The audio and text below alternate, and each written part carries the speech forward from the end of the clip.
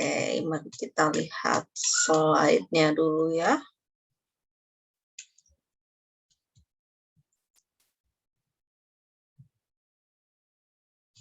Oh, kok judulnya masih hasil kali dalam. Nah, minggu kemarin kan kita sudah membahas tentang hasil kali dalam ya. Hasil kali dalam itu adalah operasi di dalam ruang vektor yang memenuhi 4 syarat. Yang pertama, oke, sambil coret-coret deh. Minggu kemarin kita membahas tentang HKD, hasil kali dalam. Syaratnya apa aja? Yang pertama, dia memenuhi sifat komutatif. Jadi kalau ada U, V, ini harus sama dengan V, U untuk setiap UV di dalam ruang vektor. Saya lupa nulis dulu. Misalkan V-nya ruang vektor atas bilangan real, kemudian udah ya. Oh ya, terus bentuk ini adalah operasi hasil kali dalam jika pertama memenuhi sifat komutatif, yang kedua memenuhi sifat distributif. Jadi kalau kita punya UV plus W ini sama dengan UV ditambah dengan UW untuk setiap UV W di dalam ruang vektor. Yang ketiga, ini yang sifat perkalian skalar, jadi K dari UV ini sama dengan KUV atau menjadi UKV juga boleh, gitu ya, untuk setiap UV unsur di ruang vektor dan K-nya unsur bilangan real, unsur skalarnya. Terakhir, sifat kepositifan ya. Apa itu sifat kepositifan? Yang menyatakan bahwa hasil kali dalam suatu vektor dengan dirinya sendiri itu pasti tak negatif. Dan nilainya akan 0 jika dan hanya jika vektornya 0. Gitu ya. Nah, salah satu contoh operasi hasil kali dalam, biasanya kalau di Rn, kita punya operasi kali titik ya, atau dot product. Ini merupakan suatu operasi hasil kali dalam di Rn.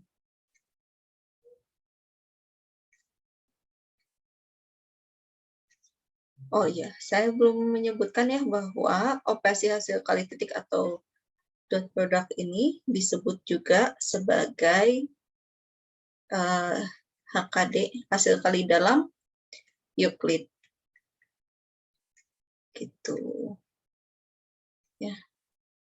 Jadi kalau ada istilah HKD Euclid, hasil kali dalam Euclid itu maksudnya adalah kali titik. Ya, kali titik yang standar seperti ini. Kemudian apalagi ya, waktu kemarin itu kita lihat contohnya. Lupa saya. Tapi maksudnya ada beberapa contoh kan ya yang kita lihat, misalnya selain di Rn, ada di ruang matriks dan juga di ruang polinom. Minggu kemarin kita lihat contoh-contoh operasi hasil kali dalamnya seperti apa, dan bagaimana menunjukkan bahwa itu tuh betul operasi hasil kali dalam. Nah, kemudian kalau kita ingat, hasil kali titik itu kan dapat digunakan untuk mencari panjang vektor. Ya, kalau misalnya kita punya vektor U di Rn, kita dapat menghitung norm dari U atau panjang vektor U. Ini adalah hasil kali titik U dengan dirinya sendiri, terus diakarkan. Ya. Selain itu, kita juga dapat menghitung sudut antara dua buah vektor. Misalnya kita punya U dan V, ini sama-sama vektor di Rn, kita dapat menghitung kosinus dari kosinus theta, yang dengan tetanya merupakan sudut terkecil yang dibentuk oleh U dan V. Ini didefinisikan sebagai U dot V dibagi norm U kalikan dengan norm V. Oh, ini dot product ya, ini mah kali biasa, karena keduanya kan skalar. Itu dengan theta, sudut terkecil,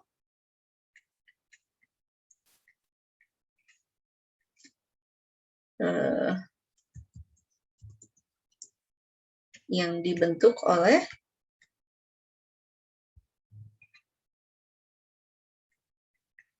U dan V. Nah, terus apalagi ya, karena kita tahu nilai kosinus tetanya, nanti kan kalau udah tahu kosinusnya, kita bisa cek tetanya berapa. Tentunya dengan batasan tetanya ini dari minus pi sampai pi. Atau mau dibikin 0 sampai 2pi juga bisa. Ya, mau dibikin 0 sampai 2pi juga bisa. Tapi biasanya sih yang dibikin tetanya itu antara minus pi sampai pi. Kemudian kalau misalnya kita mengetahui kosinus theta, biasanya kita pengen ngecek sudut istimewa, ya, yaitu yang tegak lurus, ketegak lurusannya.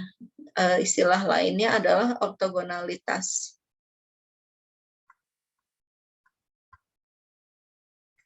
Ya, dalam hal ini kita pernah membahas bahwa U dikatakan tegak lurus dengan V atau ortogonal dengan V kalau kita tahu U dot V-nya sama dengan 0. Kenapa harus sama dengan 0? Karena kalau U kali V-nya, U dot V-nya sama dengan 0, otomatis kosinus tetanya kan jadi 0. Kalau kosinus theta 0, berarti tetanya itu pi per 2 atau 90 derajat. Gitu ya.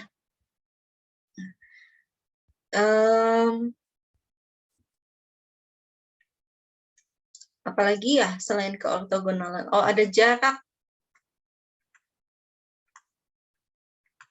Jarak ya, kita bisa menghitung jarak antara U dengan V. Ini caranya adalah menghitung kali titik vektor U min V. Kenapa ininya di ini lagi ya? Kali titik dengan U min V. Terus diakarkan. Gitu. Ini untuk setiap UV di Rn. Nah, tadi kan kita sudah sudah membahas ya bahwa Rn di dalam Rn hasil kali titik atau dot product ini merupakan salah satu bentuk dari operasi hasil kali dalam. Apakah setiap operasi hasil kali dalam berarti bisa dipakai untuk menghitung ini semua? Bisa untuk menghitung panjang, menghitung sudut antara dua vektor, menghitung keortogonalan, memeriksa keortogonalan, dan juga menghitung jarak. Nah, ternyata bisa, gitu ya. Suatu norma yang diinduksi oleh hasil kali dalam itu didefinisikan seperti ini. Jadi U dot U, saya belum memperbaiki ini ya, maaf. Harusnya kolom biasa ya. Nah, kemarin mas slide-nya udah dibetulin. Jadi norm dari U ini adalah hasil kali dalam U dengan U dipangkatkan dengan setengah atau akar dari hasil kali dalam U dengan dirinya sendiri. Nah, ini disebut sebagai norma yang diinduksi oleh hasil kali dalam. Jadi, maksudnya apa? Maksudnya ini adalah norm vektor atau panjang vektor yang perhitungannya memang berasal dari hasil kali dalam. Kalau gitu ada yang tidak berasal dari hasil kali dalam, ada ya, ada nanti kita lihat mungkin salah satu contohnya. kalau saya ingat. Anyway, kalau misalnya kita punya sebuah ruang hasil kali dalam dan kita punya norm dari U-nya ini adalah norm yang diinduksi oleh hasil kali dalamnya, maka yang namanya norm vektor itu akan memenuhi 4 sifat ini. Yang pertama, kepositifan, gitu ya. Jadi sama seperti di dalam hasil kali dalam,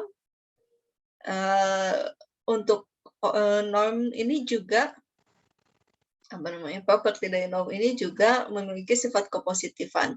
Artinya apa? Jadi norm dari U ini pasti tak boleh negatif, gitu ya. Kalau nggak nol pasti positif. Nah, kemudian panjang suatu norm itu akan nol jika dan hanya jika vektornya adalah vektor nol. Gitu.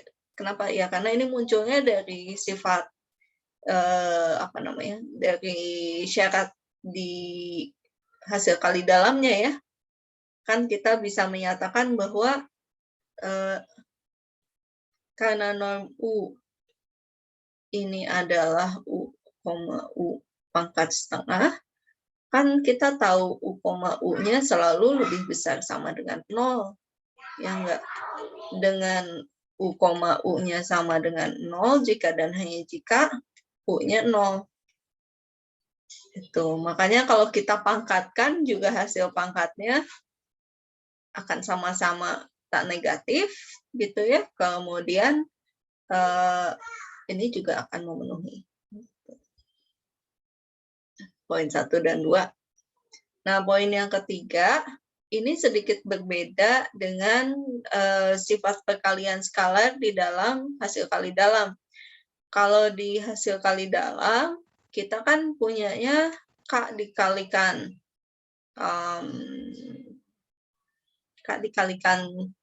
U, U gitu ya, karena sekarang kita kan berbicaranya U dengan U. Ini kan sama dengan KU, U gitu ya. Dan ini sama dengan U, KU. Nah, kalau di sini kita masukkan K-nya ke dalam U, berarti yang kita dapat itu kan KU pangkat setengah. Gitu. Nah, atau di sini KU pangkat setengah. Ini sama dengan K kuadrat U, U pangkat setengah. Oke, bagian sininya berarti kita punya K kuadrat dipangkatkan lagi setengah, kalikan U, U pangkat setengah. Nah, di sini, karena K-nya dikuadratkan dulu, hasilnya kan jadi bilangan yang positif. Udah gitu diakarkan, maka hasilnya positif juga. Sehingga di sini dia tidak lagi menjadi K-nya saja, tapi menjadi nilai mutlak dari K. Gitu. Maksudnya gimana? Oke, kita lihat aja di hasil kali titik gitu ya. Misalnya kita punya vektor U-nya ini adalah 103 gitu. Kan dari sini kita bisa hitung U dot U-nya berapa ya? U dot U-nya adalah 103 didotkan dengan 103. Atau hasilnya adalah 1 kali 1, 0 kali 0, 3 kali 3. 1 tambah 9. Jadi hasilnya 10. Maka kita akan dapatkan norm U ini adalah U, U pangkat setengah atau hasilnya jadi akar 10. Oke ya. Nah, tapi kalau misalnya kita punya min 3U, oke, kalau kita punya min 3U berarti hasilnya apa? Ini kan dikalikan dengan min 3 semuanya ya. Ini jadi min 3, 0, ini min 9. Oke, karena 3-nya dikalikan min 3. Berarti di sini kita punya min 3U dot min 3U. Hasilnya jadi apa? Min 3, 0, min 9. Min 3, 0, min 9. Hasilnya jadi apa? Min 3 kali min 3, 9. Oh, saya tulis dulu kali ya. Min 3 ditambah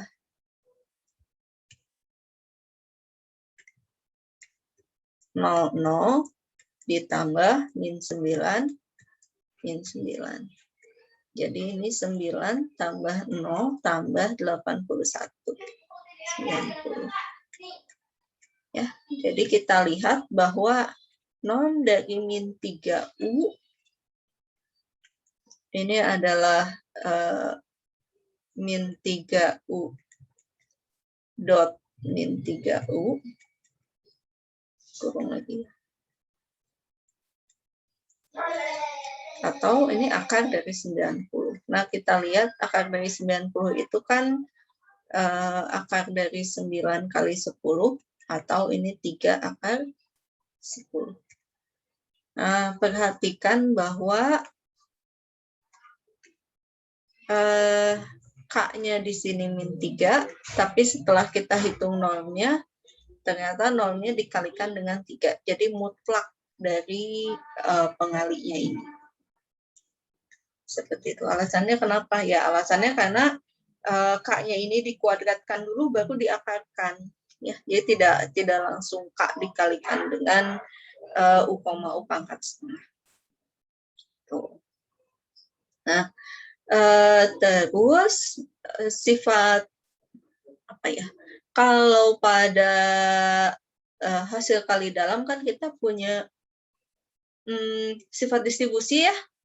Sifat distribusi teh yang mana? Yang tadi kalau kita punya U dikalikan dengan V plus W, maka hasilnya sama dengan U kali V ditambah U kali W. Nah, kalau di sini ada sifat yang namanya ketaksamaan segitiga.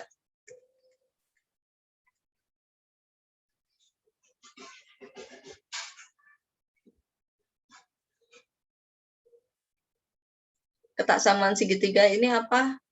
Biar gampang ingatnya kayak segitiga Pythagoras itu loh. Kalau kita punya A dan B, ini merupakan sisi-sisi yang saling tegak lurus, kemudian kita punya C sebagai sisi miringnya, maka A ditambah B ini harusnya lebih besar sama dengan C. Yang samanya apa? Yang samanya kalau A kuadrat ditambah B kuadrat sama dengan C kuadrat. Gitu ya. Ini juga sama. Kalau A kuadrat ditambah B kuadrat harusnya sama dengan, maksudnya norm U kuadrat ditambah norm V kuadrat. Sama nggak?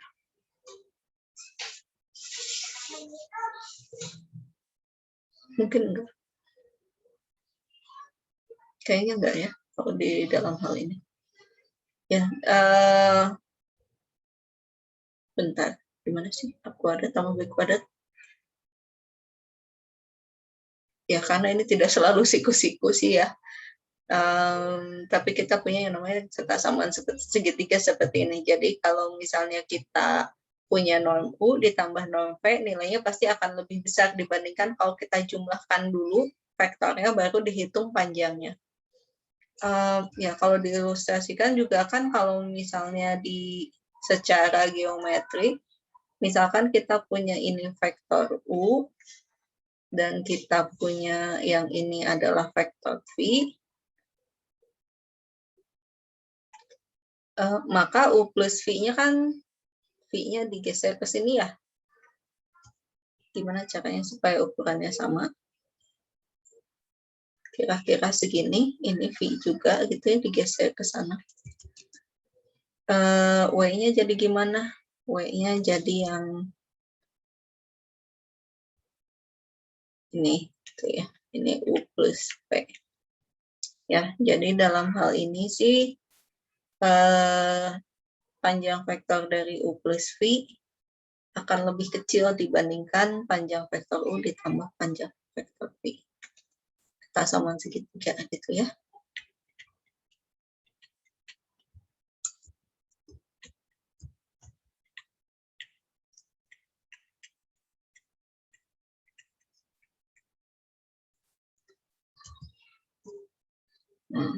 Ini sifat dari norm vektor yang diinduksi oleh hasil kali dalam. Contohnya gimana norm vektor yang diinduksi oleh hasil kali dalam?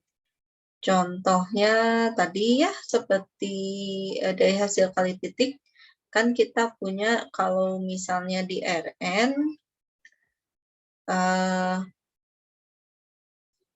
norm U-nya ini bisa kita tuliskan sebagai sigma I dari 1 sampai N. Oh, saya tulis aja ya.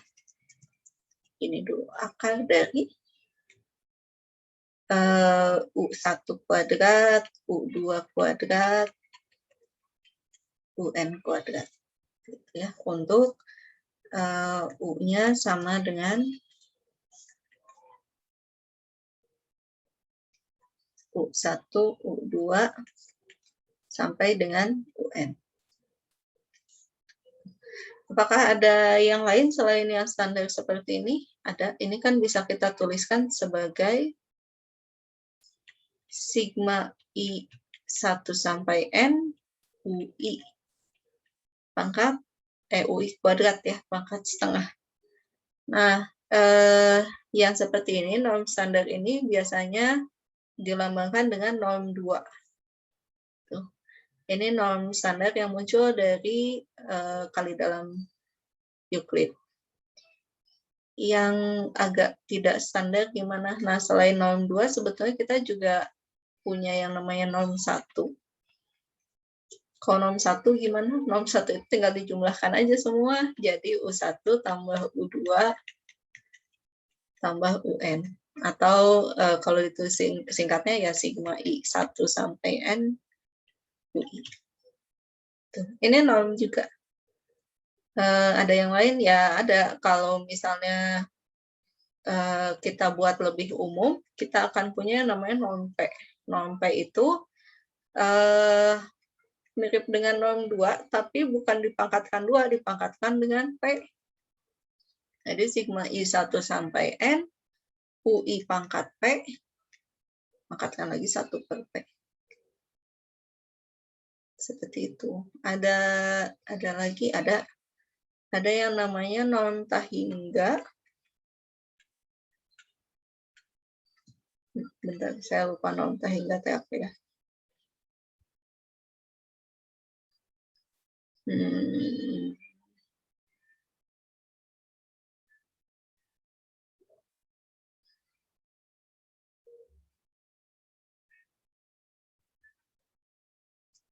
Saya ngintip dulu. Saya lupa norm Tahingga itu apa. Saya mau lihat catatan dulu.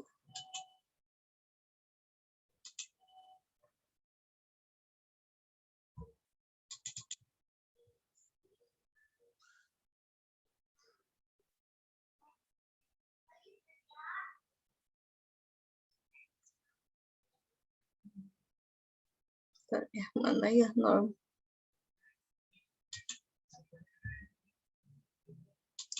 P ini? Mana ya norm Tahingga? Norm 1, norm P, norm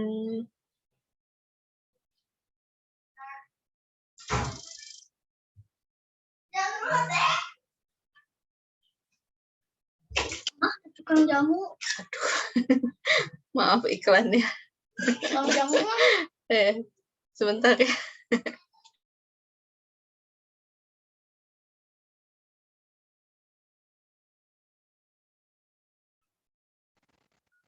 Di sini ada keterangannya ya, indeks Tahingga pada norma maksimum modulus. Oke, jadi norm Tahingga itu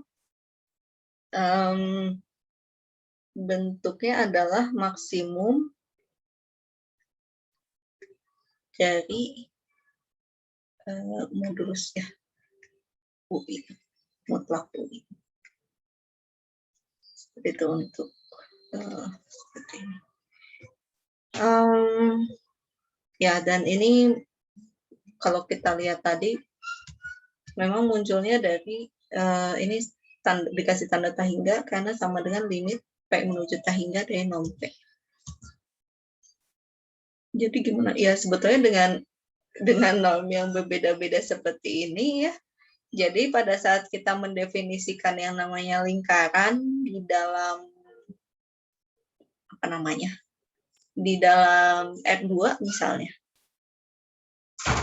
Ini jadinya bisa lebih lucu gitu bentuknya. Kalau lingkaran itu definisinya apa ya? Ada yang masih ingat nggak?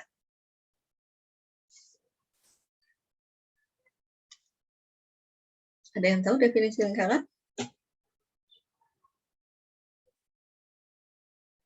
Kalau waktu OS jurusan suka disuruh itu nggak disuruh, ayo duduk membentuk lingkaran. Oh, nggak kebagian ospek jurusan mungkin ya. Masih kebagian nggak?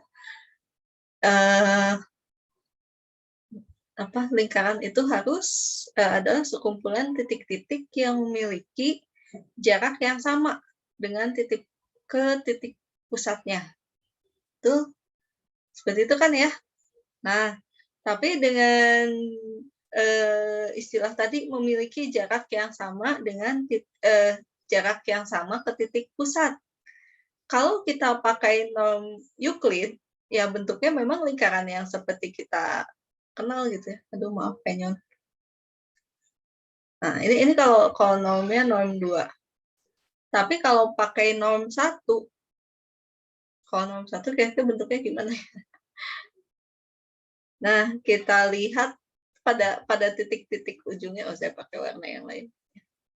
Nah, pada titik-titik ujungnya, mari kita lihat lingkaran dengan jari-jari satu aja ya. Supaya kita tidak sulit membayangkannya.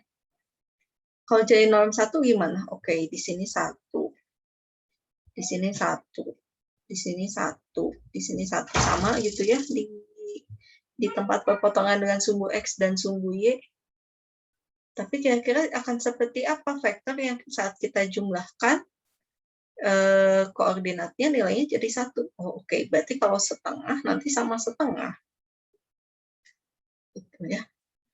Kalau ini dengan ini dengan ini dengan ini. Sebentar, ada yang ketinggalan. Oh, ini harusnya tanda mutlak.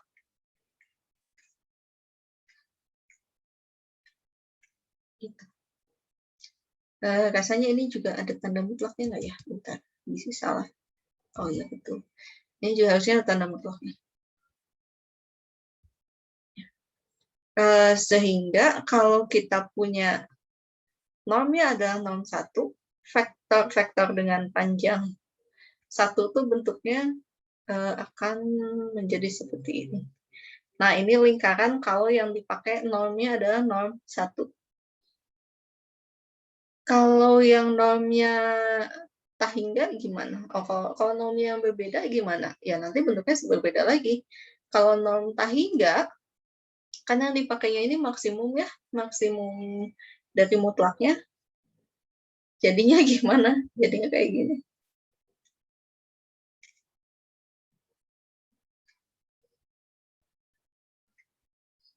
Gitu.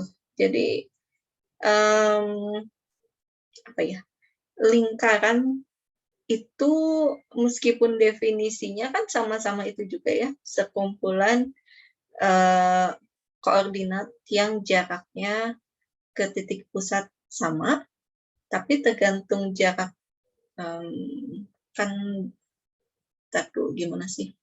Berarti kan sebetulnya kita menarik sebuah vektor dengan titik pangkal di titik pusatnya, kemudian titik ujungnya di sepanjang lingkaran ini ya. Titik ujungnya terletak pada lingkaran. Kita menghitung vektor-vektor yang seperti itu. Nah, menggunakan panjang vektor atau norm 1 yang akan kita dapat itu lingkaran bentuknya kayak gini ya. Jadinya kayak kayak jajar ginjang. Gitu. Ini lingkaran. Kalau dipakainya norm 1.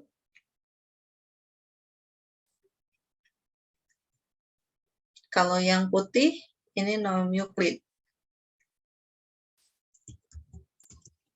Norm Euclid memang lingkaran yang seperti kita tahu gitu ya. Lingkaran. Dengan norm Euclid itu norm 2 gitu. Kemudian ini lingkaran juga dengan ini norm Tahingga. Kalau yang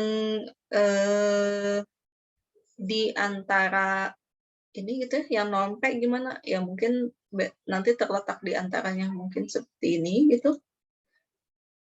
P-nya rasanya boleh bilangan rasional deh. Kita coba cek betul nggak ya? Bisa salah. Oh enggak, P-nya malah boleh bilangan real. Tidak harus rasional. Saya berikan keterangan untuk suatu P-nya bilangan real. Tuh, atau mungkin ada yang di sini ya.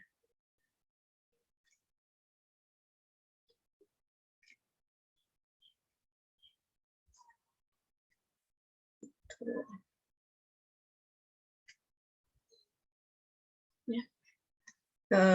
Jadi sebetulnya kalau matematikawan waktu disuruh jaga jarak di masa COVID, perlu nanya dulu nggak nanti jaraknya pakai norm yang mana ya, untuk nyusahin diri sendiri ya. Anyway, ya. Jadi ini mungkin seperti apa perbedaan norm atau panjang vektor gitu ya, meskipun masih di R2 ternyata bisa memberikan hasil yang beda-beda. Yang merupakan norm yang diinduksi oleh hasil kali dalam yang mana? Norm 2 dan norm P merupakan norma yang diinduksi oleh hasil kali dalam, tapi norm 1 dan norm Tahingga ini tidak diinduksi oleh HKD. Khususnya yang ini tidak diinduksi oleh HKD. Maksudnya apa? Jadi tidak ada operasi hasil kali dalam yang memenuhi hubungan ini. Norm U sama dengan U, U pangkat setengah. Itu kalau seingat saya sih yang norm 2 dan norm P ini masih ada operasi hasil kali dalam yang punya hubungan seperti tadi gitu ya dengan norm ini. Norm 1 juga rasanya benar.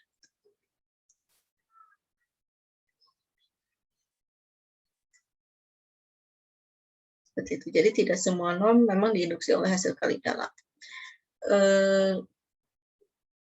Gunanya buat apa ya, mungkin ini ya interpretasi geometri. Lebih lanjut lagi nanti dibahas mungkin di dalam kuliah bukan algebra linear, di dalam kuliah analisis real ya sama Pak Raffi. Dulu saya membahas ada norm dan ada metrik juga. Itu berbicaranya tentang ruang Banach dan ruang Hilbert. Apa itu ya ruang Banach, ruang Hilbert? Itu nanti dilihat ada ruang hasil kali dalam dan juga ruang bernorma. Cuma yang lengkap teh apa? Lengkap itu setiap barisan konvergennya adalah barisan Cauchy.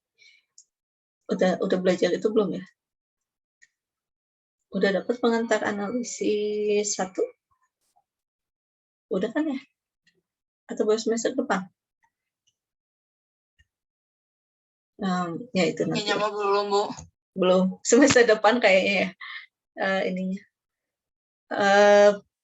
Kemudian tadi sampai mana ya? Saya mau menjelaskan apa? Jadi belok ke sini. Oh ya, mari kembali ke slide dulu aja. Nah, tadi kita melihat seperti apa norma yang diinduksi oleh hasil kali dalam. Ya, kalau pada RN yang standarnya seperti ini, itu norma-normanya. Ada yang tidak standar, ada kayak gimana ya, nanti kita lihat ya. Selain ya tadi norm Euclid, itu diinduksi oleh hasil kali dalam Euclid, biasanya dikasih simbolnya norm 2 gitu ya, ada 2-nya nih sebagai indeks di bawah. Kemudian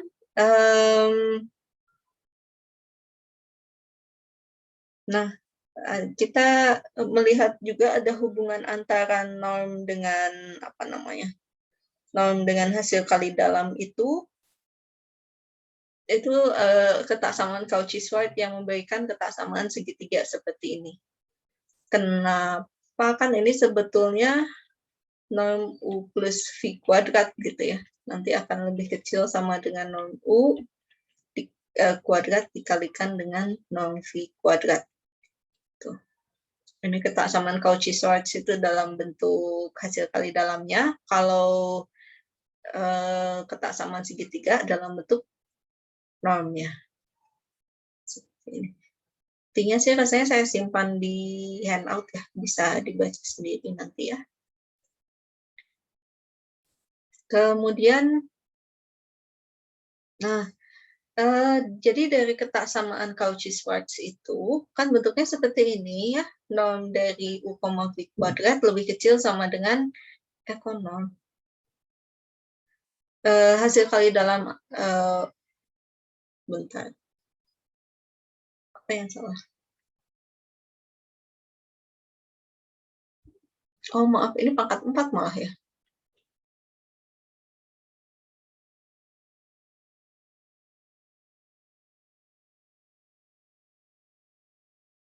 Kenapa jadi begini? Salah ya. Salah betul. Bentar.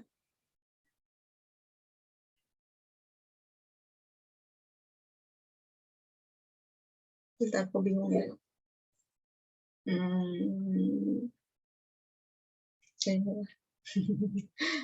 Ya, ini ada ketaksamaan Cauchy-Schwarz, ini ketaksamaan segitiga. Harusnya ini ilustrasi untuk slide yang sebelumnya ya. Nah, kenapa sih perlu ketaksamaan Cauchy-Schwarz? Jadi dari ketaksamaan Cauchy-Schwarz itu kita bisa menuliskan seperti ini. Jadi U, V kuadrat ini sama dengan U, U itu kan norm U kuadrat ya. V, V ini norm V kuadrat. Kemudian diakarkan kanan kiri sehingga didapat bahwa nilai mutlak dari U, V akan lebih kecil sama dengan norm U dibagi dengan norm V. Nah, kalau gitu kita pindah luaskan ke sebelah kiri norm U kali norm V-nya. Oh, berarti kalau gitu kita punya ini dong, U, V dibagi dengan norm U dikalikan dengan norm V kuadrat akan selalu lebih kecil sama dengan 1. Ya, karena ini dipindah luaskan ke bawah gitu ya, ke sebelah kiri. Dengan kata lain, nilai ini akan berada di antara min 1 dan 1. Oh, kalau gitu fungsi apa yang bisa akan bernilai min 1 sampai 1? Dalam hal ini kita punya nilai kosinus gitu ya. Jadi kosinus sudut theta. Nah, jadi akan ada suatu sudut theta dan ini tunggal nilai tetanya sehingga kosinus theta sama dengan hasil kali dalam antara U dan V dibagi norm U dikalikan dengan norm V. Dengan tetanya berada di antara bentar. Kenapa 0 sampai pi?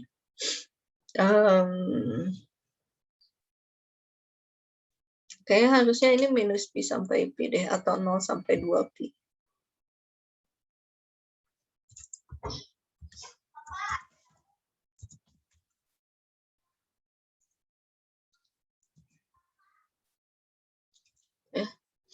Nah, tetanya ini disebut sebagai sudut terkecil di antara vektor U dan V. Kemudian kalau kita ingat juga, makasih. Kalau kita ingat juga ya nilai kosinus, grafik kosinusnya gimana? Kok kursornya mendua ya?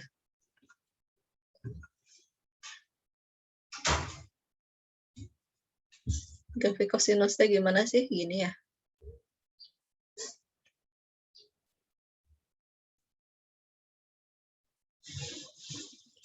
Enaknya gimana ya? Mana sudut prinsip sudut tumpul, mungkin 0 sampai 2 pi aja ya kita tulisnya.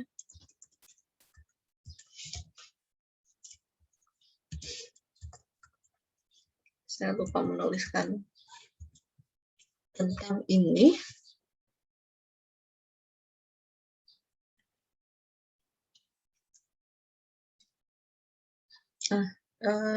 Ini cos X gitu ya. Pada saat 0 sampai dengan pi, nilainya itu positif kan ya. Artinya apa? Kalau kita punya sudut lancip antara U dengan V, ini tetanya, maka nilai cos tetanya akan lebih besar daripada 0.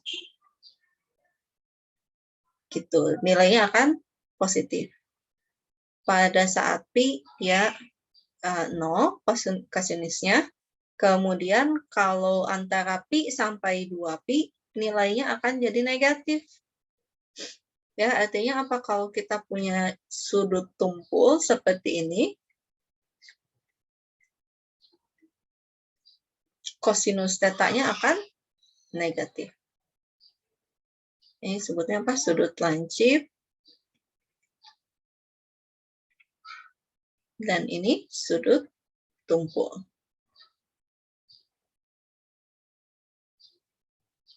Akibatnya apa? Akibatnya untuk memeriksa apakah sudut yang dibentuk oleh U dan V-nya ini sudut lancip atau sudut tumpul, kita cukup memeriksa hasil kali dalam antara U dengan V-nya aja. Kenapa? Karena kan pembaginya mah norm U dan norm V-nya itu akan selalu positif ya. Kalau nggak positif ya 0 gitu.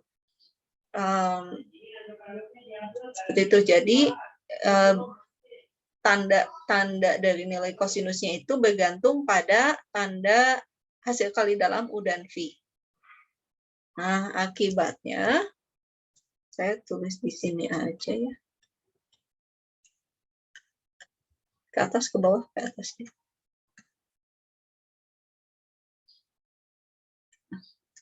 Akibatnya karena kita,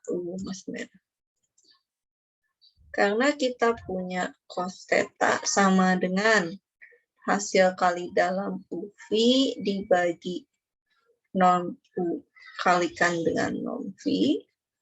Untuk UV di dalam suatu V, V-nya ruang vektor.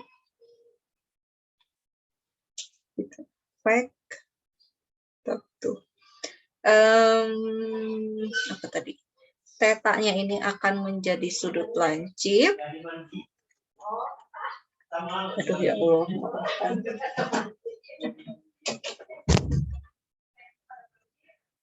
Tetanya ini menjadi sudut lancip jika hasil kali dalam U, V-nya negatif. Dan tetanya akan menjadi tetanya. Maaf ya, saya nggak pakai earphone, jadi banyak suara bocor deh. Dan tetanya merupakan sudut tumpul jika norm hasil kali dalam U dengan V-nya, saya terbalikin nulisnya. Jadi yang ini positif, yang ini negatif. Kenapa? Karena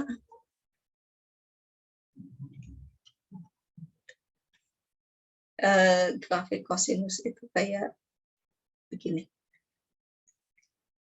Ini ya 2 pi-nya di sini. Ini 0, ini pi.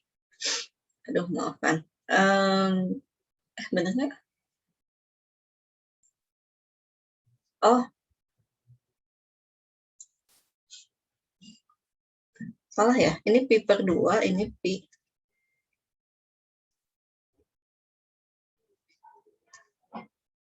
Karena kalau lengkap sampai 2 pi mah dia naik lagi ke atas gitu kan ya. Tuh enggak. Seperti ini. Ini cos X. Ini sudut tumpul. Kita lihat nilai cos X-nya positif. Yang ini sebelah sini sudut dibalik lagi ya.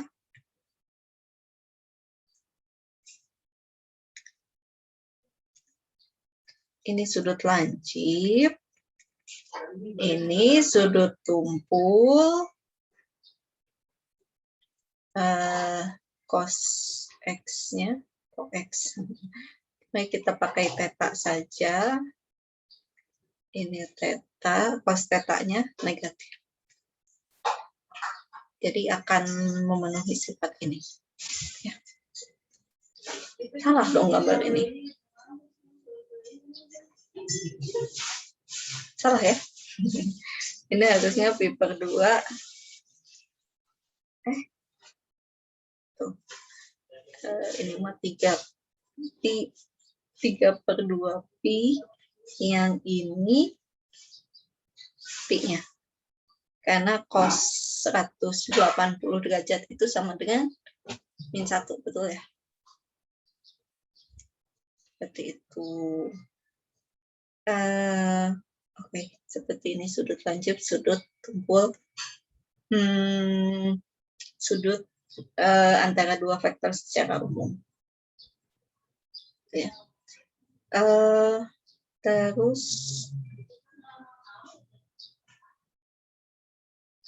contoh dulu. Nah, sebagai contoh, misalnya kita punya ruang vektor R4. Dilengkapi kali dalam Euclid. Jadi apa? Pakai kali titik. Gitu. Terus mau dicari berapakah sudut antara U dengan V. Nah, kalau dalam hal ini kita lihat hasil kali dalam U dengan V-nya kan min 3. Maka dapat kita simpulkan bahwa theta-nya ini merupakan sudut tumpul.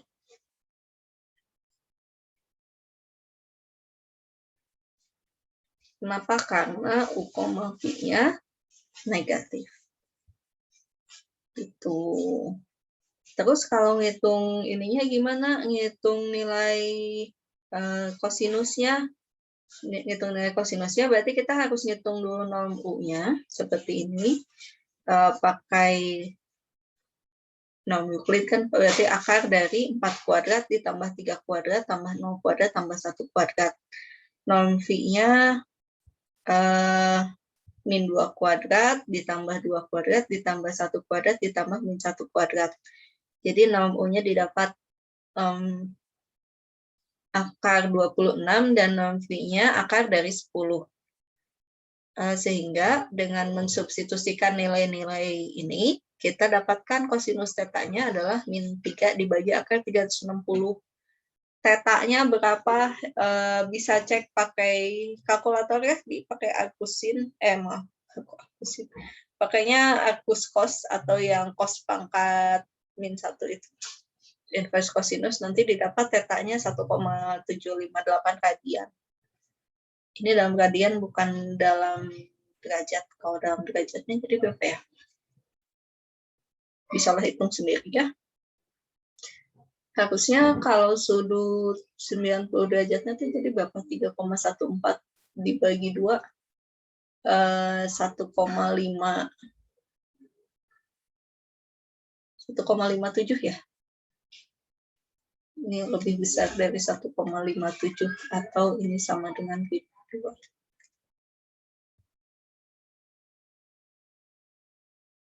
Bentar, betul nggak? Kali 2. Betul ya? Ya, mari kita lihat contoh yang lain. Contoh yang lain. Misalkan kita punya ruang P2.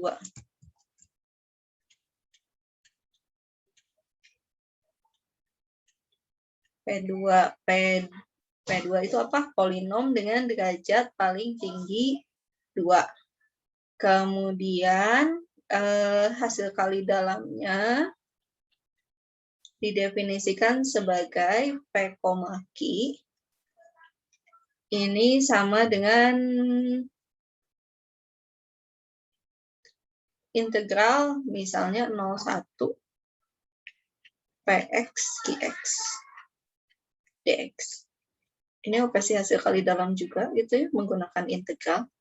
Nah, kita coba hitung gimana kalau kita punya Px-nya adalah x kuadrat min x plus 1 dan Qx-nya sama dengan 2x. Gitu. Oke. Nah, berarti kita coba hitung ya. Dalam hal ini panjang Px-nya berapa nih? Norm P-nya berapa? Norm P-nya berarti ini integral dari 0 sampai 1 x kuadrat min x plus 1 kalikan x kuadrat min x plus 1 dx. Hasilnya jadi apa? Integral 0 sampai 1. Ini mah dijabarkan ya. Kita nggak bisa pakai substitusi. Misalkan ada U-nya sama dengan apa gitu. Nah, kalau seperti ini kita kalikan dulu, jabarkan ya. Berapakah ini? Jadi x pangkat 4 dikurangi x pangkat 3 dikurangi x pangkat 3. Kok 3? 2.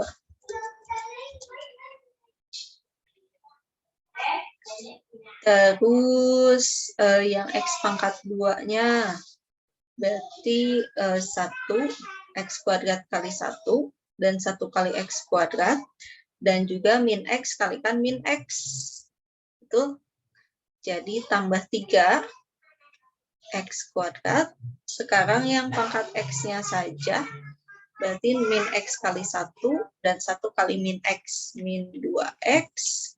Terus yang pangkat x-nya 0 berarti 1 kali 1 tambah 1. Oh, saya lupa pangkat setengahnya.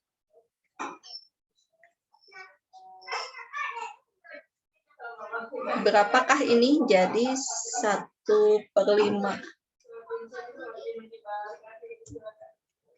X pangkat 5 dikurangi 2/4 X pangkat 4 ditambah X pangkat 3 min X kuadrat plus X. Masukkan batasnya 0 sampai 1. Kemudian totalnya diakarkan. Jadi berapa nih? 1/5 min setengah tambah 1 kurang 1 tambah 1 lagi. Pangkat setengah. Jadi berapakah ini? Ini habis ya. Berarti berapa nih? 2 kurangi 5 min 3 tambah 10. 7/10 pangkat setengah. Tolong dicek kembali, barangkali saya salah menghitung. Ya, jadi dapatnya akar 7/10. Panjang dari vektor ini. Nah, kemudian kalau norm Q-nya berapa ya? Mari kita coba hitung. Norm Q-nya mungkin lebih simpel. Integral 0 sampai 1, 2x kali 2x dx. Atau ini sama dengan integral 0 sampai 1, 4x kuadrat dx. Atau sama dengan 4/3 x pangkat 3. Oh, saya lupa lagi kali pangkatkan setengahnya ya, maaf. pangkat setengah 01 pangkat setengah. Substitusi 4/3. Akar dari 4/3. Gitu. Ini adalah panjang P dan panjang Q. Mari kita coba lihat apakah tetanya ini sudut tumpul apa sudut lancip. Berarti kita hitung hasil kali dalam antara P dengan Q. Ya. Berarti ini integral 01. P-nya apa ya tadi? X kuadrat min X plus 1 dikalikan dengan 2X. Ya, ini Q-nya.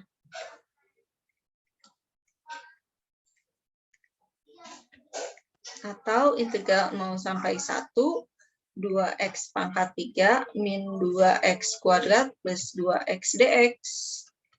Atau sama dengan X pangkat 3. Ini nggak usah pangkat setengah. X pangkat 3 dikurangi, kok X pangkat 3?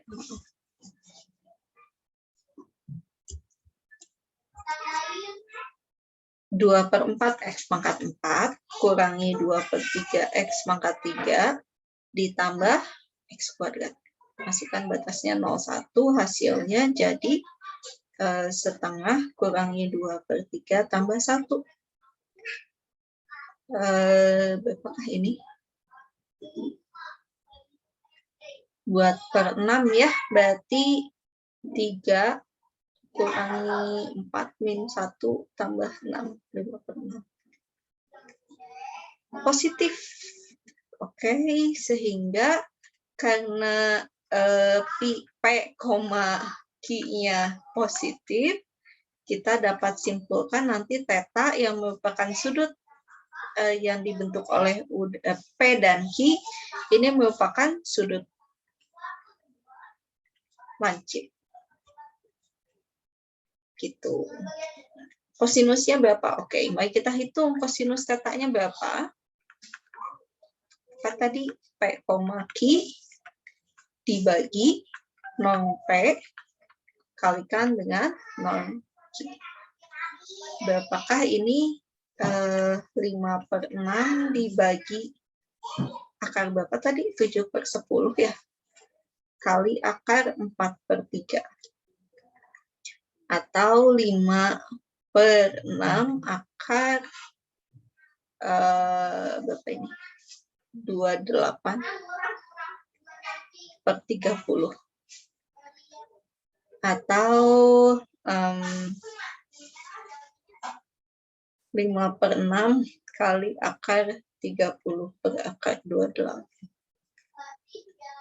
Mau dikeluarkan 4-nya boleh juga sih. Jadi berapa? 12, ini ya 7 ya. 12. Coba jangan-jangan ini tidak berada di antara 1 dan min 1 ya. Mari coba kita hitung. Hitungnya pakai apa ya? Kayaknya saya buka Maple dulu deh.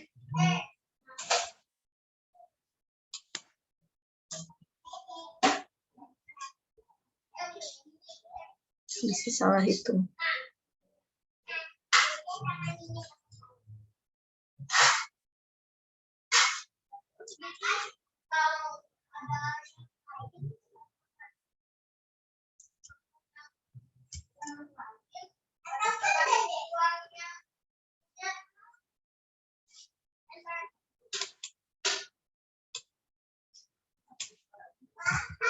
Mana ya Maple-nya? Belum terbuka. Ini saya tutup dulu deh.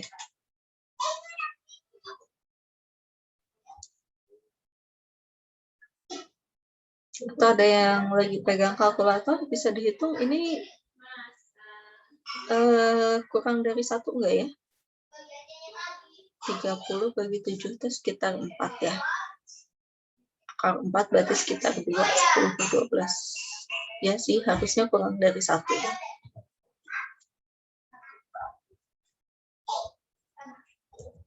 Tapi untuk lebih meyakinkan, mari coba kita hitung. Tadi hitung apa sih? Integral Bagi yang sudah menginstal Maple, silahkan manfaatkan ya Maple-nya.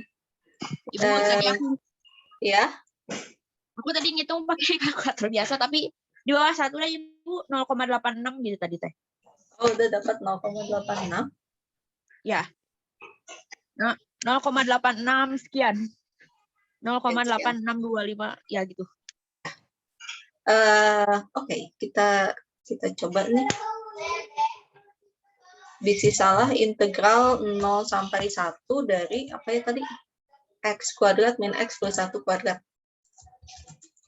X kuadrat min X min X plus 1 terus dikuadratkan dx. Betul ya, 7/10. Nggak salah hitung berarti. Terus ini ya betul sudah 7/10. Terus yang ini integral 0,1 dari 2x kuadrat dx segini. Terus kita hitung integral 0 sampai 1 x kuadrat min x plus 1 kalikan dengan 2x dx. 5/6 sesuai ya, berarti kita coba hitung 5/6 dibagi akar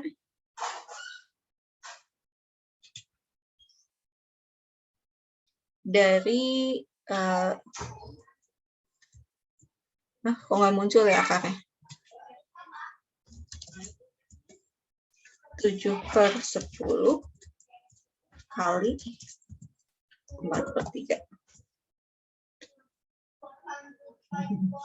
Mari kita eval. Oke, terima kasih Deta sudah sesuai dengan hasil Maple gitu. Kemudian kita hitung cos inverse dari ini. Sekitar 0,53 radian. Oke.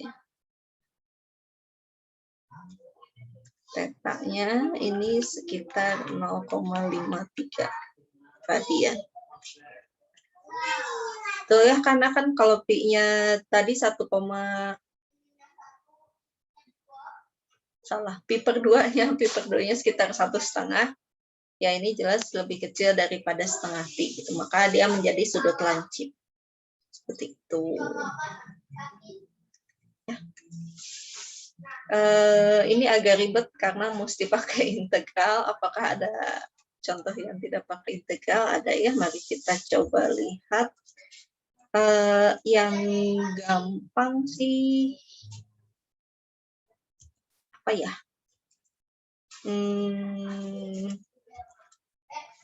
Coba kita lihat ini sambil latihan buat UTS ya. Oh, aku masih panik. Dan semester antara kemarin sih rasanya lebih mudah dibandingkan dengan ya reguler.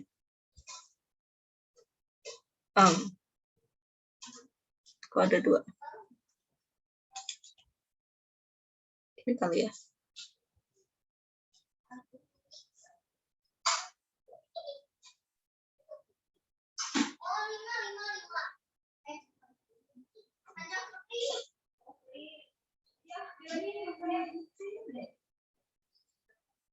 Aku yang keluar catatan kuliah ya.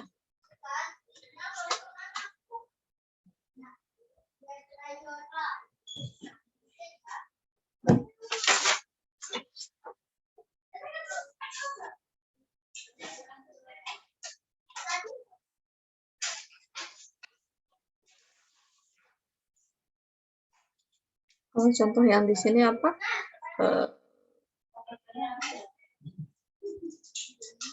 Oke, ini soal di semester antara kemarin. Oh, oke, pakai bobot P2, terus operasi kali dalamnya seperti ini. Ya, mari kita coba lihat. Ini lebih sederhana menghitungnya. Jadi, contoh yang berikutnya, P2 cuma HKD-nya bentuknya adalah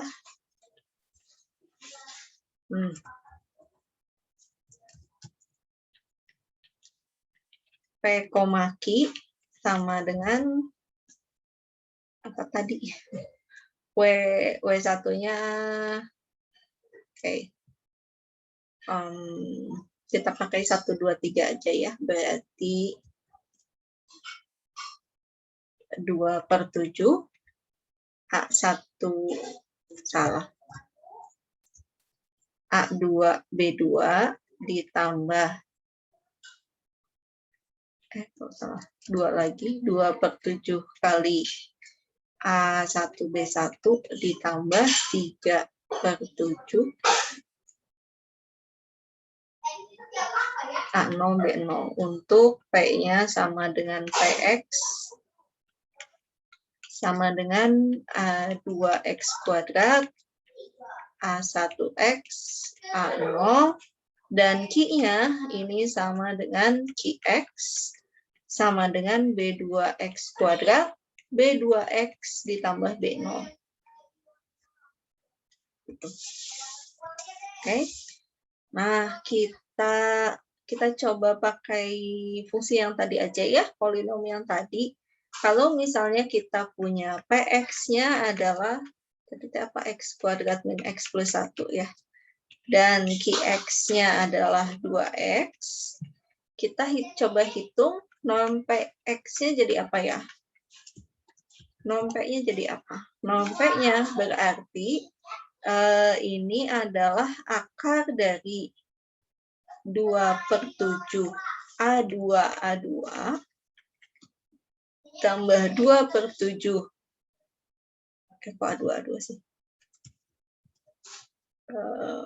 Ya kita tulis 2 aja seperti ini ya.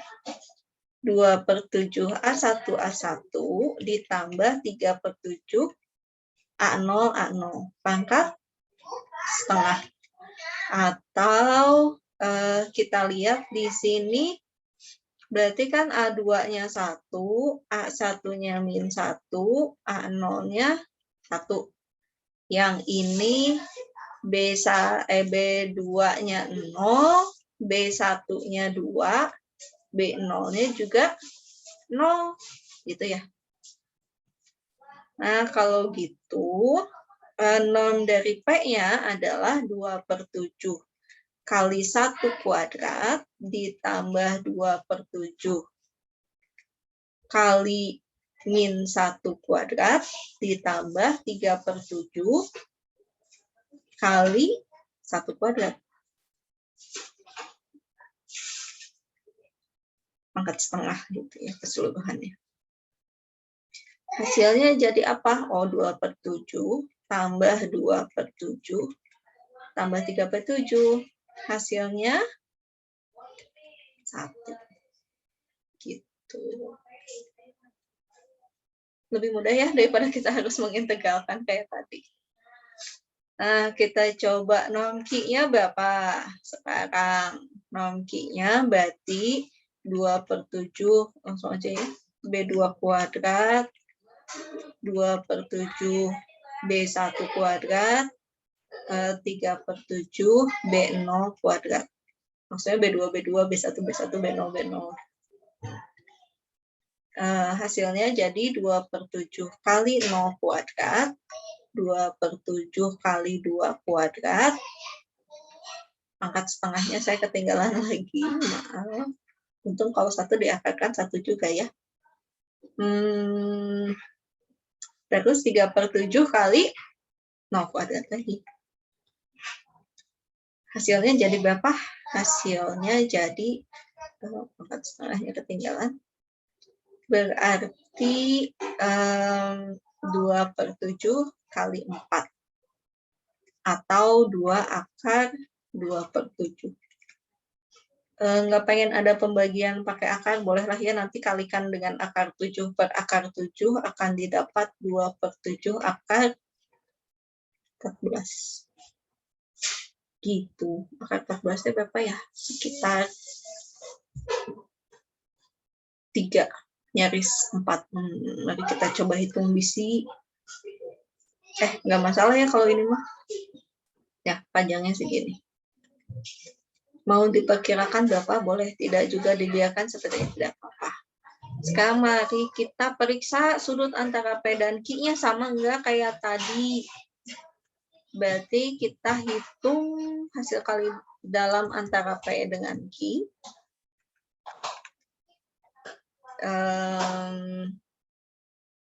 Jadi apa? 2/7 kali 1 kali 0 ditambah 2/7 kali min 1 kali 2 ditambah 3/7 kali 1 kali 0.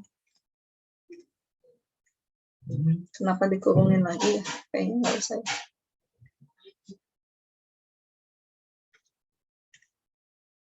Hasilnya 0. Ini 0 juga. Sisanya jadi min 4/7. Oh, yang ini mah negatif.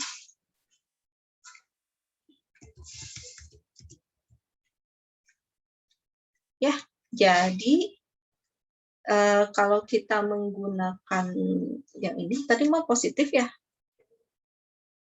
Itu. Ya, kalau tadi tetanya ini positif, jadi sudut lancip. Tapi kalau menggunakan operasi hasil kali dalam yang berbeda, ternyata sekarang menjadi sudut tumpul. Gitu. P, Q. Ini negatif, maka tetanya sudut tumpul.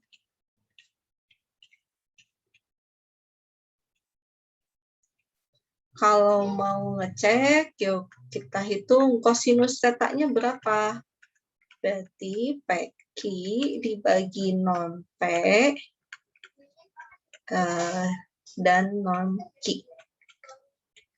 Jadi min 4/7 dibagi 1 kali 2/7 akar 14. Berapakah ini? Min 2 per akar 14 ya. Atau min 1/7 akar 14. Mari kita periksa apakah ini sahih sebagai nilai kosinus. Jadi kita eval min 1/7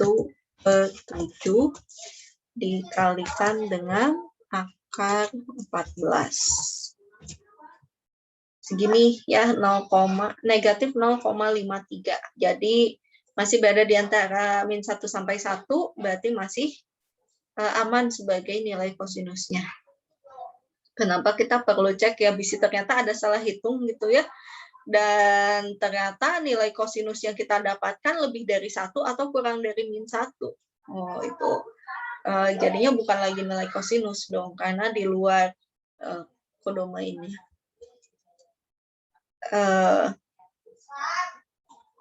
Ya, kemudian di luar range-nya ya.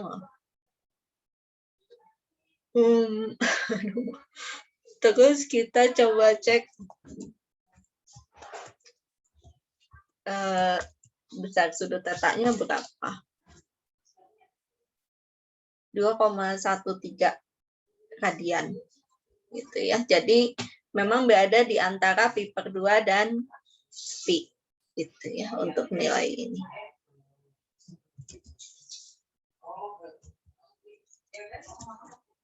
Jadi ini sekitar berapa tadi?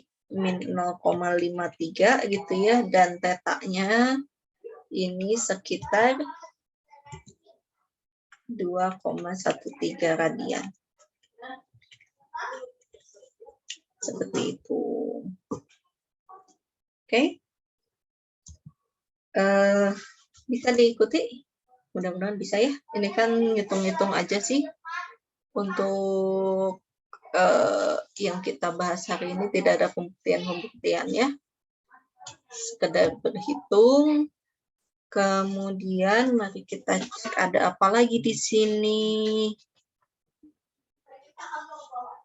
Oh, ortogonalitas. Tadi kalau kita punya dua vektor yang saling ortogonal, itu akan terjadi kalau hasil kali dalamnya sama dengan 0.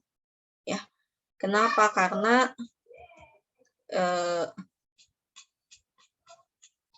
karena apa? Karena yang ini.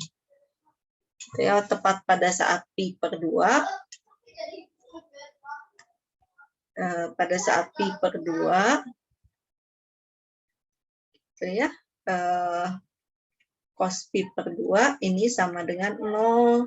Maka kita katakan U-nya ini ortogonal dengan V, cukup dengan melihat hasil kali dalam U dan V. U dan V-nya apakah sama dengan 0 atau tidak.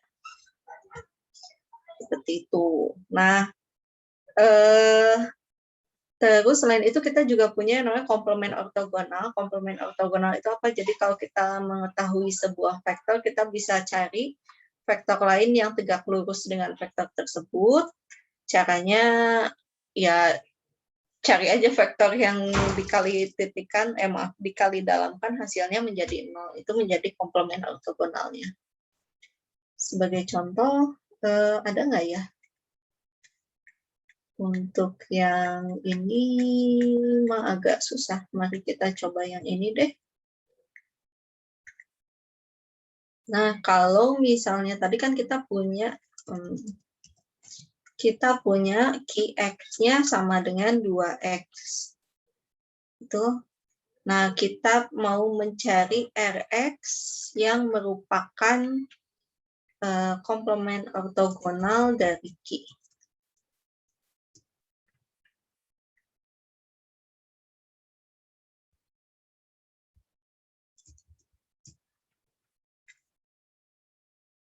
Caranya gimana? Oh, berarti kalau seperti ini, kita akan punya R, Ki, ini harus sama dengan 0. Artinya apa? Artinya kita akan punya persamaan 2/7. R-nya kita sebut apa ya? Misalnya R sama dengan Rx sama dengan C2X kuadrat, C1X ditambah C0, gitu ya. Maka ini C2B2 ditambah 2/7 C3B3, kok C3B3? C1B1 ditambah 3/7 C0B0, ini harus sama dengan 0. Gitu ya. Nah, kita tadi udah tahu bahwa B2-nya 0, B1-nya 2, dan B0-nya juga 0. Berarti nanti kita dapat persamaan ini, C2 kali 0, 2/7 C1 kali 2, tambah 3/7 C0 kali 0 juga sama dengan 0. Oh, kalau gitu mah kita dapat hasilnya 2/7 kali 2 T 4/7, 4/7. C1 sama dengan 0. Atau C1-nya sama dengan 0. C2 C0-nya gimana? Bebas kalau itu mah. Kita bisa pilih gitu ya, sehingga C2 C0-nya misalnya C2-nya sama dengan S, C0-nya sama dengan T, C1-nya sama dengan 0. Untuk S dan T-nya sekarang bilangan real. Jadi kita bisa pilih saja. Kan ini pokoknya mencari asal ada gitu ya, komplement ortogonalnya. Kita bisa pilih aja misalnya S-nya 1, T-nya 1, sehingga kita punya R sama dengan Rx adalah X kuadrat plus 1. Nah, ini menjadi komplement ortogonal dari Q. Gitu. Jadi kita tidak perlu mencari semua vektor yang ortogonal dengan Q-nya, tapi 1 juga cukup. Oke, bisa ya mencari komplement ortogonal. Memang ini nanti susah atau enggaknya tergantung dari hasil kali dalam yang kita punya sih ya, yang kita hadapi seperti apa hasil kali dalamnya. Kalau yang seperti ini cukup sederhana, kita bisa cari dengan nggak terlalu susah gitu. Silahkan coba ya kalau yang P-nya gimana nanti dapat SPL. Harus seperti apa SPL-nya.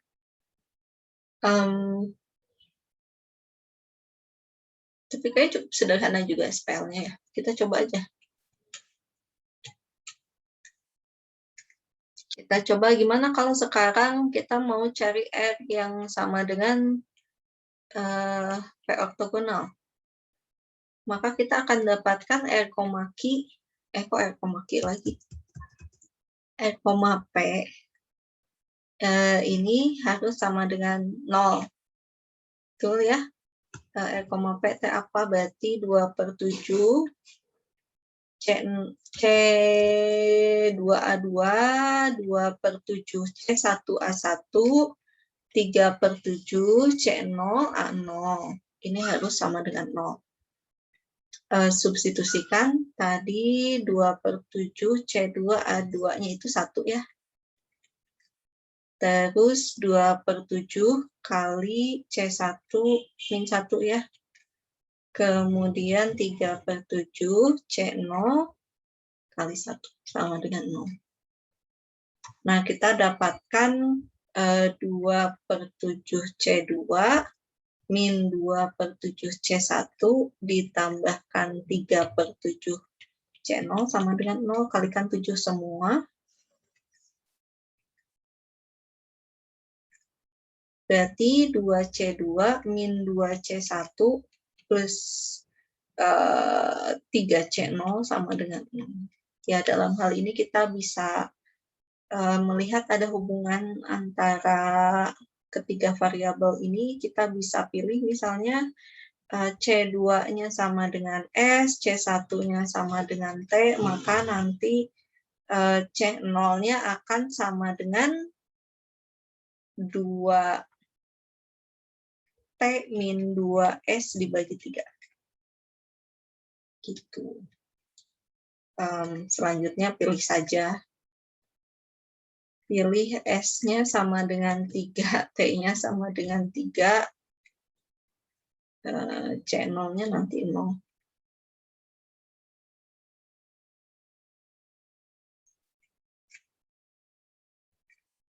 Itu ya. C0-nya 0, C1-nya 2, C1-nya 3, C2-nya 3. Sehingga kita akan dapatkan R-nya ini adalah 3X kuadrat plus 3X. Ini menjadi ortogonal dengan vektor P yang merupakan polinom X kuadrat min X plus 1. Seperti itu. Oke. Saya mungkin tulis dulu ya P-nya.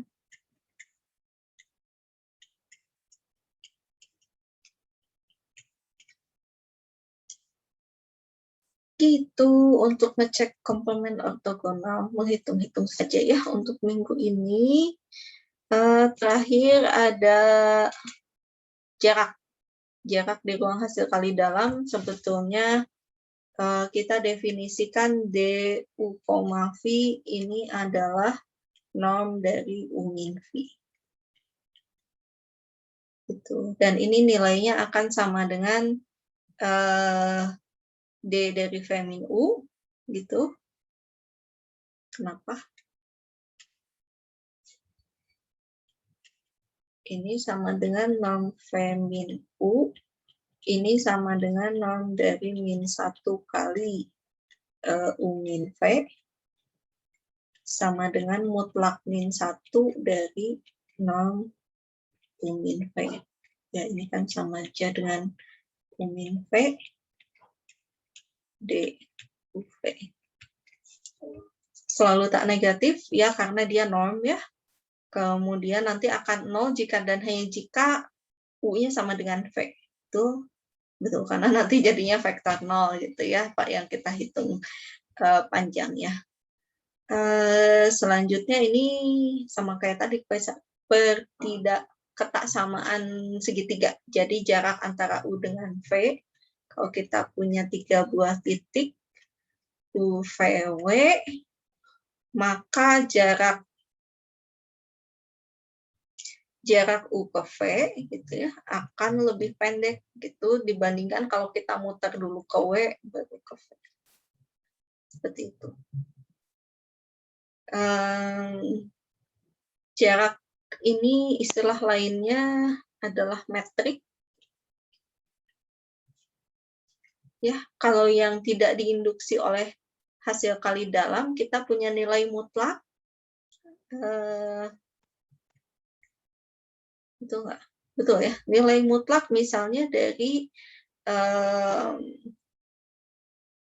A min B. Nah, ini juga kan jarak ya. Sebetulnya jarak antara dua bilangan real A dan B ini memenuhi sifat-sifat seperti ini. Dipakainya buat apa? Sebetulnya kalau kita bicara dengan jarak itu nanti dipakainya di dalam analisis real ya. Jadi pada saat sudah berbicara bukan lagi di himpunan bilangan real, misalnya di R2, di R3, dan seterusnya, maka teorema-teorema yang sebelumnya sudah berlaku di himpunan bilangan real, misalnya berkaitan dengan deret dan barisan, berkaitan dengan turunan, berkaitan dengan integral, ini tuh nanti bisa diperluas dengan menggunakan si metrik ini gitu. Yang tadinya kalau definisi turunan kan pada tahu ya, kita punya f aksen di titik C ini adalah limit apa? Limit x mendekati C dari f x salah. F apa?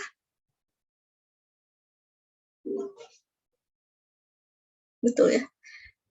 X plus C dikurangi FC dibagi dengan X min C. Kan ya? Nah, X min C-nya ini kan merupakan metrik jarak gitu. Sehingga nanti bisa didekati pada saat kita berbicara di R2, R3, dan seterusnya untuk kalkulus berubah banyak. Ini bukan lagi X min C, tapi jarak antara X dengan C. Jaraknya ya pakai norm munculnya. Gitu, sampai sini ada pertanyaan? Sudah cukup pusing. Mari, ada pertanyaan dulu nggak dengan materi-materi yang kita bahas hari ini? Lebih banyak menghitung kan hari ini ya, kita melihat bagaimana menghitung norm dari suatu vektor bergantung pada hasil kali dalamnya ya. Jadi norm dari suatu vektor ini adalah hasil kali dalam vektor tersebut dengan dirinya sendiri, kemudian diakadkan. Selanjutnya,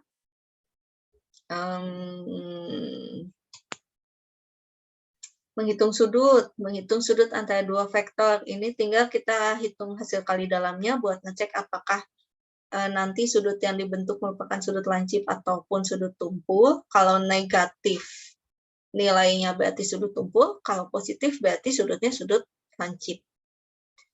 Untuk mendapatkan nilai kosinus sudutnya, kita bisa hitung dengan hasil kali dalam antara vektor U dan V, kemudian dibagi masing-masing normnya. Tetanya berapa nggak dicari juga nggak apa-apa, tapi kita bisa ngitung kosinusnya. Selanjutnya, keortogonalan ya, seperti kapan dua buah vektor tegak lurus, tinggal kita cek apakah hasil kali dalamnya 0 atau tidak. bagaimana mencari sebuah vektor yang tegak lurus dengan sebuah vektor yang kita ketahui, tinggal cari aja vektor yang pada saat dikali dalamkan dengan vektor yang kita punya hasilnya sama dengan 0. Seperti tadi sudah ada contohnya gitu ya. Terakhir menghitung jarak antara dua buah vektor. Oh, kalau gitu mah tinggal dikurangi dulu aja, nanti dihitung norm dari hasil pengurangannya. Perlu contoh dulu kali ya. Misalnya kembali lagi pakai soal yang ini ya. Kalau kita tadi punya remote lagi. Kalau kita punya P sama dengan PX adalah X kuadrat min X plus 1, kemudian Q-nya sama dengan QX ini adalah 2X, maka jarak antara P dengan Q ini adalah norm dari P min Q, atau norm dari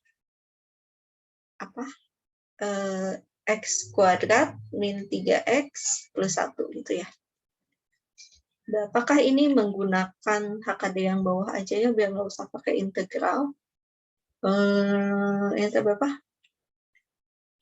2/7 kali 1 kuadrat ditambah 2/7 kali min 3 kuadrat ditambah 3/7 kali 1 kuadrat.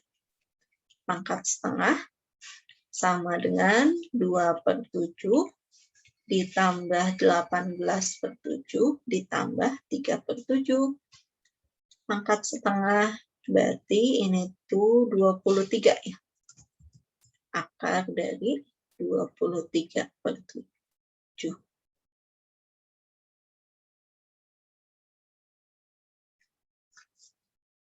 Gitu. Tidak sulit kan menghitung jarak? Maksudnya tidak berbeda dengan menghitung norm ya. Bedanya cuma di sini kita harus mengurangi dulu vektor-vektor yang kita ketahui. Itu kita hitung selisih dari dua vektor yang kita ketahui. Ya, mungkin sampai di sini untuk materi pada hari ini. Ini juga materi sampai hari ini masuk ke dalam materi UTS ya. Jadi silahkan dipelajari juga. Ada pertanyaan? Ibu, saya izin bertanya. Iya. Untuk kuis tes awal Ale ini, apakah itu dari awal materi sampai akhir materi diujikan di tes awal, atau cuma materi terakhir aja, Bu? Untuk kuis kali ya, bukan tes awal. Iya, kuis. Ya, kalau kuis kan seperti yang sudah saya sebutkan, kuisnya ini untuk pelatihan UTS. Jadi materinya materi yang ada nanti untuk UTS juga dari awal. Mulai dari, masih ingat nggak apa aja ya materi? Apa aja sih kita teh materinya ya?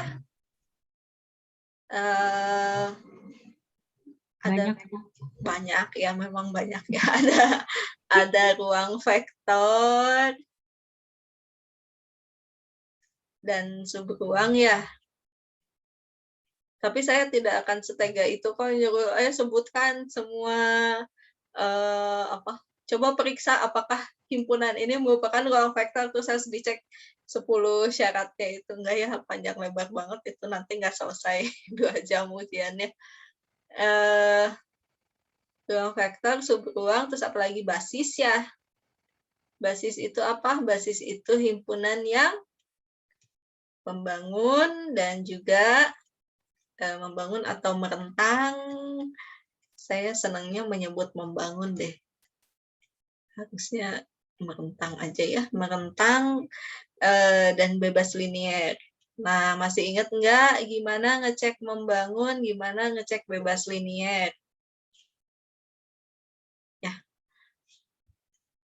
Kalau membangun itu gimana? Berarti kita ambil Salah. Iya betul ya. Yang merentang itu kita ambil satu vektor yang umum, kemudian kita cari A1, A2 sampai dengan AN yang menyebabkan hasil kombinasi linearnya itu nanti sama dengan si vektor sebarang itu.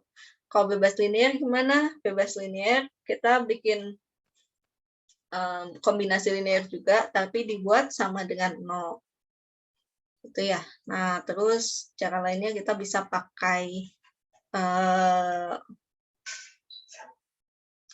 kalau jumlah unsur di himpunannya sama dengan dimensi ruang vektornya, kita bisa cek langsung dari matriksnya ya. Apakah matriksnya punya determinan 0 atau tidak. Kalau determinannya tidak 0, otomatis dia merentang dan juga bebas linear. Nah, yang jadi masalah mungkin kita nanti bisa memanfaatkan teorema apa? Setiap basis itu punya banyak jumlah unsur yang sama ya. Jadi kalau himpunannya banyak unsurnya itu lebih sedikit dibandingkan dengan dimensi, pasti tidak membangun. Tapi kalau jumlah unsur himpunannya lebih banyak dibandingkan dimensi ruang vektornya, maka dia tidak bebas linear. Ya, itu yang pasti. Cek lagi nanti syarat-syarat basis seperti apa, himpunan apa yang pasti tidak bebas linear, himpunan apa yang pasti tidak merentang. Nah, nanti dibaca lagi aja slide-nya. Apalagi ya selain basis, terus kita hubungkan dengan rank, ya, rank matrix. Masih ingat rank matriksnya apa? Di sini kita melakukan OBE ya untuk mengecek basis dari ruang barisnya, atau kita kenakan OKE untuk ngecek basis dari ruang kolom. Masih ingat? Ya, nanti kita cek untuk ruang baris atau operasi kolom elementer untuk mencari ruang kolomnya. Tapi karena kita jarang melakukan operasi kolom elementer, biasanya kita melakukan OBE tapi terhadap A inverse, terhadap A transposnya ya, transpos dari matriks yang kita punya. Nanti hasilnya sama-sama juga itu yang akan didapat. Selain rank matrix, rank matrix itu kita punya teorema yang menghubungkan dengan yang dulu sudah kita pelajari di ALE 1 ya. Bisa dibuka-buka lagi catatannya, bisa dihubungkan dengan determinan, bisa dihubungkan dengan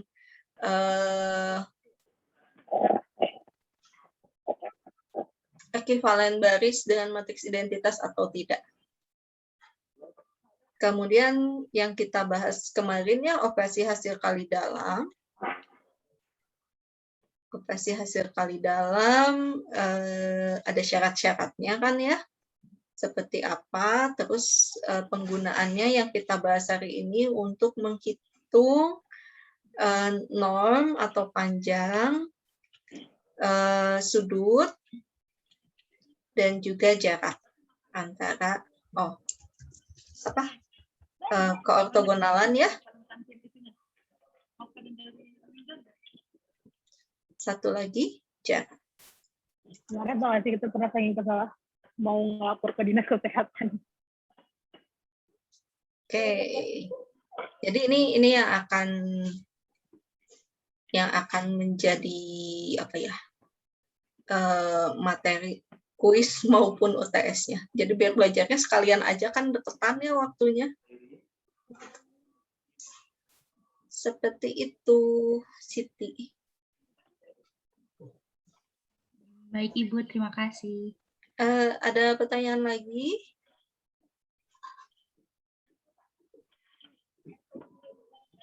Kalau dari saya tidak ada, Ibu.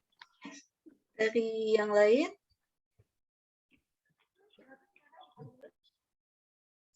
Oke, tidak ada juga mungkin ya.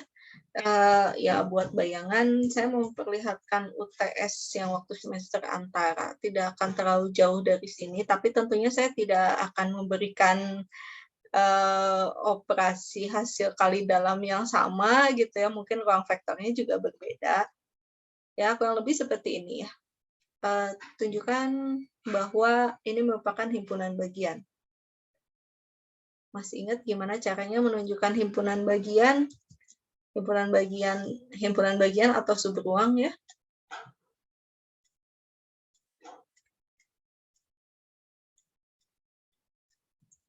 Nah, mencari himpunan bagian gimana? Kita cek apakah tertutup terhadap penjumlahan dan tertutup terhadap aksi skalar di P3. Nah, ini operasi penjumlahan dan aksi skalar yang standar pada fungsi. Berarti gimana? Harus kita ambil. Wah, ini kok bold banget ya tulisannya. Kita harus ambil 2 unsur di P2.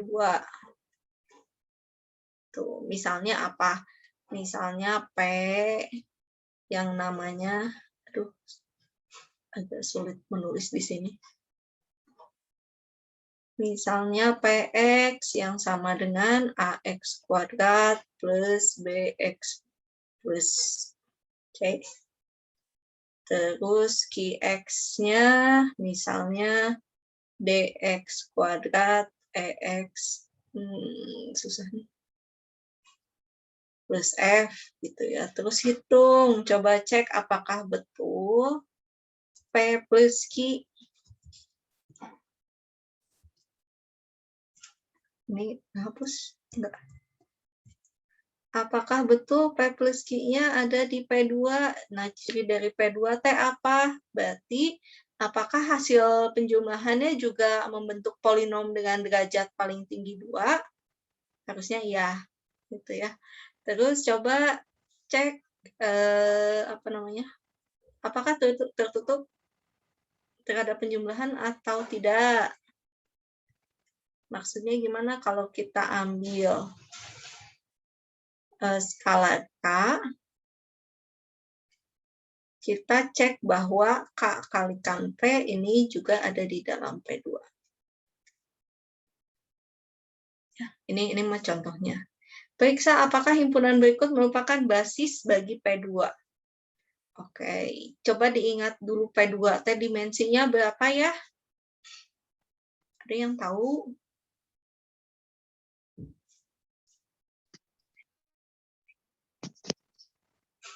Dua Ibu, aduh lupa Ibu.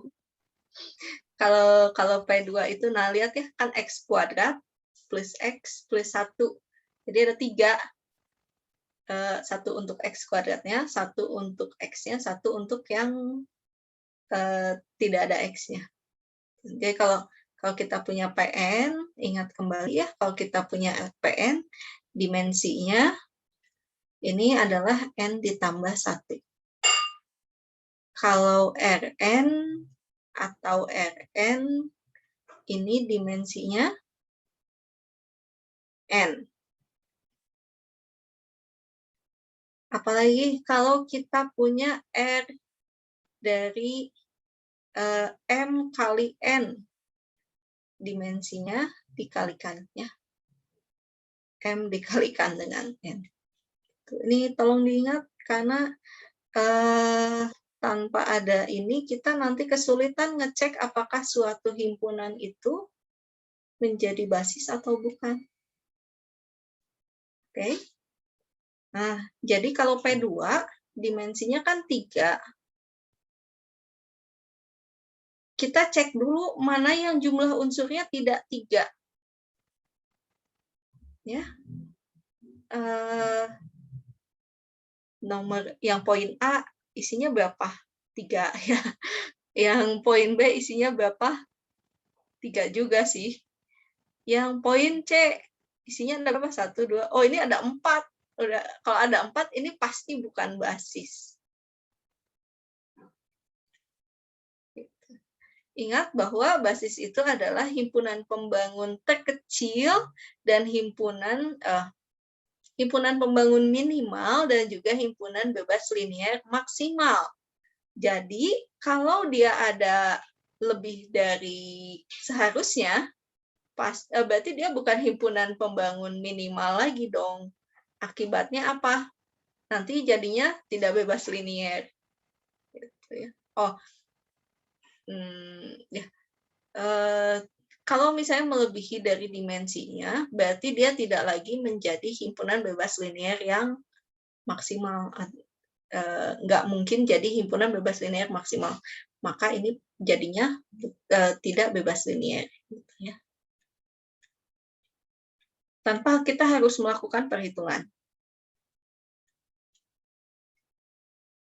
Kenapa? Karena banyak unsur di R, ini sama dengan 4, lebih banyak dibandingkan dengan dimensi P2. Gitu. Oke. Terus, bagaimana dengan poin B? Perhatikan bahwa, enggak ya, ini mau mesti dicek. Memang nggak bisa ditebak-tebak kayak tadi. Ya, mesti dihitung. Diperiksa apakah ini bebas linier, apakah ini membangun. Tapi cukup salah satu saja ya. Kalau ingat kan teoremanya, kalau misalnya banyak unsur yang sudah sama dengan dimensi, kita cukup periksa apakah himpunannya bebas linier saja, atau kita periksa himpunannya merentang saja. Kalau salah satu sudah dipenuhi, otomatis yang lainnya akan terpenuhi. Oke. Nah, kemudian cari basis ruang barisnya. Masih ingat gimana di OBE ya? Di OBE sampai dapat matriks segitiga atas. Sampai jadi matriks segitiga atas nih, yang ininya 0, 0, 0. Atas nama bebas.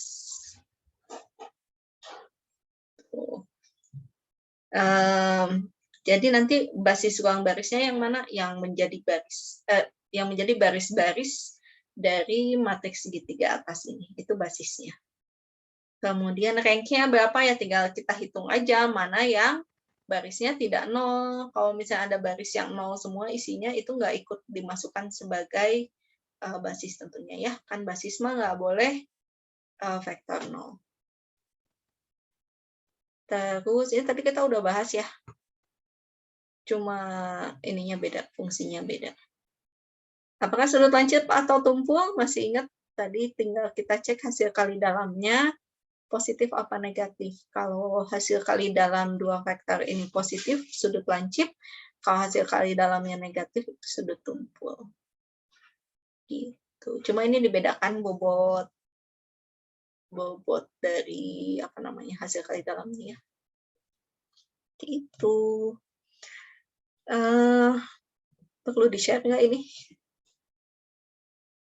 Ini yang waktu semester antara kemarin, harusnya tidak jauh berbeda dari ini ya. Boleh dipakai buat belajar nanti.